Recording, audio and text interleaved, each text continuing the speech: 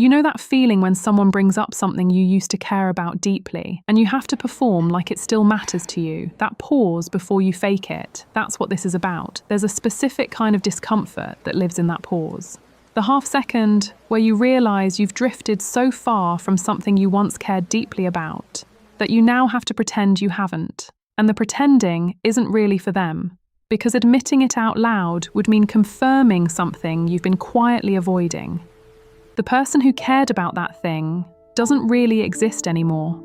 Maya had plans to start something of her own. She made one reasonable compromise after another, until the plan quietly expired.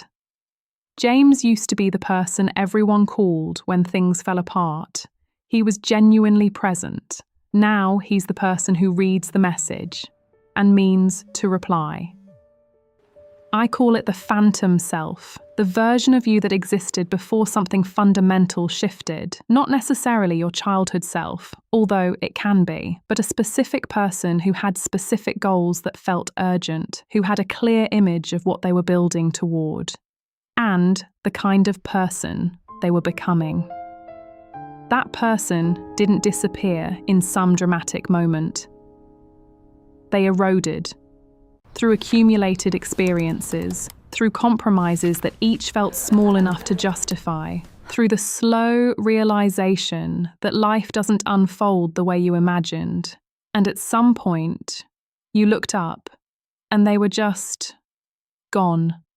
In 1986, psychologists Hazel Markus and Paula Nurius introduced the concept of possible selves, the vivid mental images we carry of who we could become.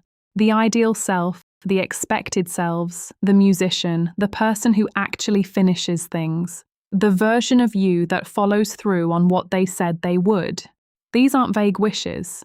They function as a core part of how we understand who we are, pulling us towards something, giving shape to the choices we make day to day. When those images become inaccessible, when the gap between who you are and who you are heading toward quietly closes off, something specific happens. Psychologist Higgins mapped part of this. When your actual self falls short of who you feel you ought to be, by your own internal standards, the emotion produced is guilt, specifically. Not the diffuse sadness of ordinary loss, but the particular agitation of a self-obligation broken, which is what separates this from ordinary grief. You're not mourning something external that happened to you. You're mourning something you participated in.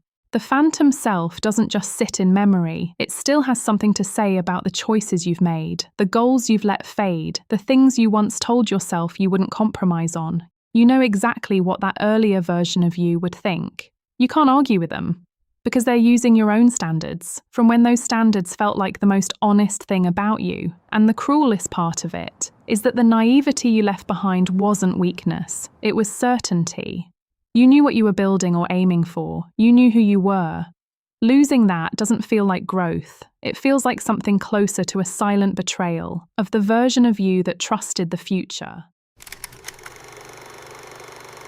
There's a version of this where the guilt becomes useful, where it pulls you back towards something, turns into motivation, becomes the story about the moment you picked it up again. That happens sometimes, but there's another version of it. Sometimes the guilt just stays. And the staying doesn't mean something has gone wrong. It means you were aware enough to make a real commitment to yourself at some point, and aware enough now to feel the distance from it. The phantom self doesn't need resolving. It's a record of what you once took seriously, looking at who you've become, waiting for an explanation you haven't figured out how to give. The phantom self isn't asking you to go back. It's asking you to be honest about whether the person you've become is actually who you want to be.